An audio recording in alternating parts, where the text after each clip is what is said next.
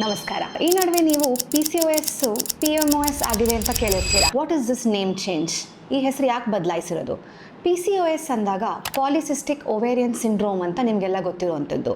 ಇದು ಒಂದು ತಪ್ಪು ಹೆಸರಾಗುತ್ತೆ. ಯಾಕೆಂದರೆ it limits the disease only to the ovary. So ನಿಮ್ಮ ಕೆಲವರು ಸಿಸ್ ಇದೆ ಓವರಿಯಲ್ಲಿ, ಸ್ಕ್ಯಾನ್ ಪದೇ ಪದೇ ಮಾಡಿಸ್ತೀರಾ.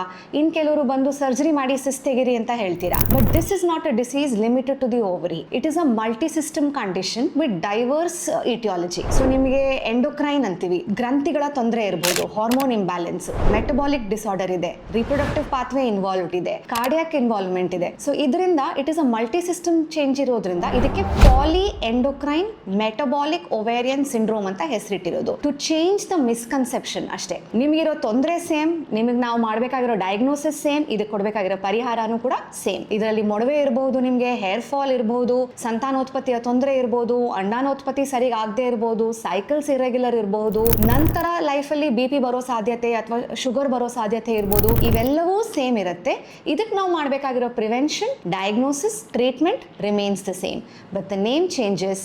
PCOS ಇವಾಗ PMOS, polyendocrine metabolic ovarian syndrome.